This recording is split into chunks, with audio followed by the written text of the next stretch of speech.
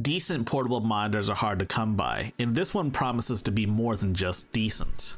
It promises to be practical and portable, not to mention beautiful.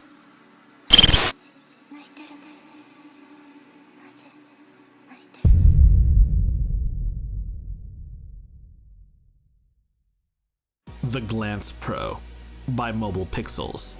It's a portable OLED monitor that promises to be the end game of all portable monitors. The unboxing experience feels superb. The box itself isn't really too remarkable, but it just feels super premium. And as you can see here, this is the monitor, and it's protected by this sort of film layer that you can just peel off. And you know what? It really makes me wonder if I need to get a screen protector for this monitor. We'll worry about that later. But I have to say, the screen is very nice. It's very thin and it feels quite dense. The material on the back makes me feel like I'm holding like a MacBook or something. And of course, we have to cover everything that comes in the box. And inside these little boxes in the box are wires. Now let's open this compartment up to see if there's anything underneath here. And wow. There really was something underneath here. It seems like they like glued it onto the box or something. I do have to say, if there is one negative about this unboxing experience, it's how they handled this accessory right here. And unfortunately, I did end up tearing some of the box. It was unavoidable for me, or maybe there was a better way. I don't know, but whatever the case is, we get to look at what this thing is now. And this right here is the kickstand. The kickstand here is magnetic, and so it attaches to the very back of the device. You know, Apple would charge you $1,000 for a monitor stand, and yet this company gives one to you for free. The rest of the accessories are what you'd expect. This is a USB Type-C charger. You'd plug this into the wall to charge your monitor up. And yes, this monitor has a built-in battery. We'll get to that in a bit. In this box right here is a bunch of different cables for your use. Because this monitor is meant to accommodate multiple different types of devices, they give you a bunch of cables to use, such as this USB Type-C to Type-C cable. They also give you this HDMI to mini HDMI cable as well. The monitor is a bit too small for a standard HDMI port, and they also give you a spare USB Type-C to Type-C cable. I believe one is supposed to be data and the other one is power. And that's everything that comes in the box. Let me just get my Steam Deck. So let's attach this kickstand to this monitor. It's magnetic, and so you just plop it on like that and it just works. Magnets, how do they work?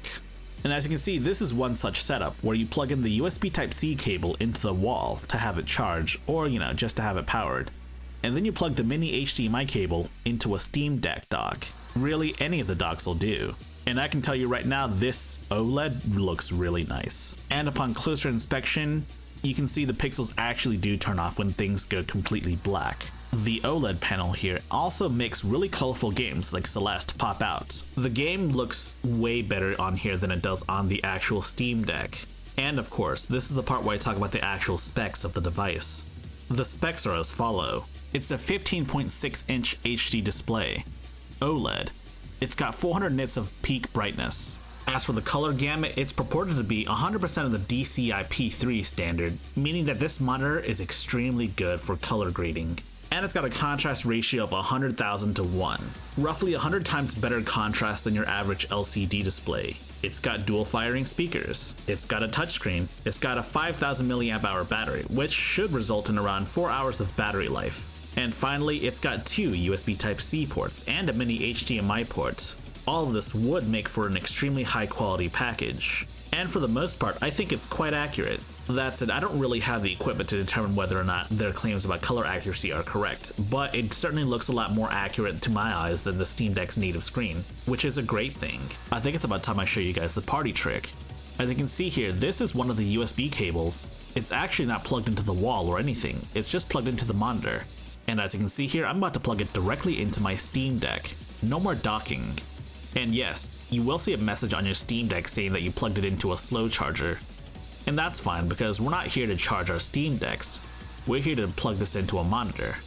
And I will admit, it does take quite a bit for this to display, but you can see here, it now displays.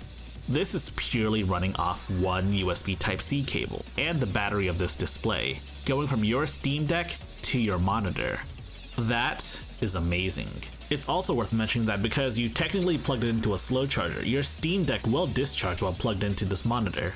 Of course, your monitor is also supplying power to your Steam Deck, meaning your Steam Deck's battery life is technically a little bit longer, at the cost of your Glance Pro's battery life. Another major benefit of plugging your Steam Deck directly into the monitor with just a USB Type-C cable is the ability to control the UI with a touchscreen. Whether or not it's practical or not really depends on who you are. Personally, I think it's a really cool feature to have because you can do a lot of things with a touchscreen, including but not limited to art. And no, you're not going to see me do art because I'm a terrible artist. You can't really overstate how much of an improvement OLED is over typical displays. When it comes to visual fidelity, it's basically no contest. But of course, aside from the price, there's always one major caveat with OLEDs: the burn-in.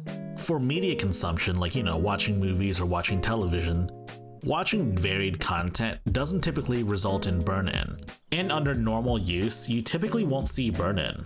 At least, not for a couple of years. Obviously, more studies will have to be done with this generation of OLED technology, but from what I've seen, it doesn't seem like there's a whole lot to complain about. One thing we didn't really talk about was the versatility of this device. As you may have guessed, the Glance Pro is more of a general use accessory. You can use it with just about anything that has an HDMI port. As you can see here, I'm using both my laptop's display and the Glance Pro for multitasking, one window for the command line, and the other for Lo-Fi Girl. And yes, my laptop is in fact running Linux, but this also works on Windows as well. And I'm assuming Mac OS, though I don't have a Mac so I can't test it. The monitor also supports Samsung DeX as well, though I can't record it because I'm using my phone to record all of the footage, so you'll just have to trust me on that. Speaking of versatility, here's something cool you can do with this. You can play OSU on this device.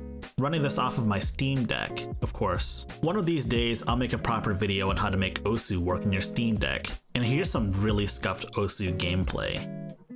Another thing you can do is have this set up in Tate mode, a mode that vertically orients your standard aspect ratio displays. Having the ability to do Tate mode is kind of a niche feature for games, given that the only games that really capitalize on this are shmups, and even then, only vertical shmups. Of course, this is all thanks to the magnetic kickstand that this comes with. You can basically orient it however you like. Horizontal, vertical, it really doesn't matter. So there it is, the Glance Pro. What's my final verdict on this? Well, I really like the Glance Pro. When it comes to build quality as well as visual quality on a portable monitor, it's nearly unmatched.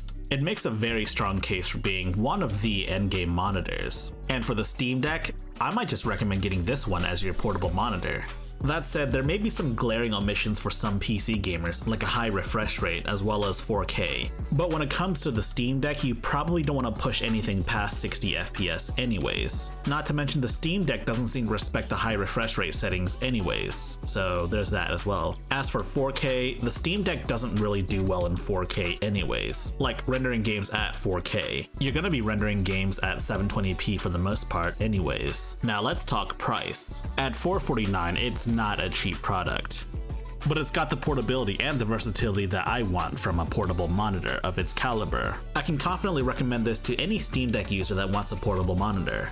If you wish to directly support high-tech lowlife, you should check out the link in the description below for our Patreon page. And if you like this video, you should give it a thumbs up and subscribe as well. And if you want, you can also join my Discord server. As always, links in the description down below for all of this.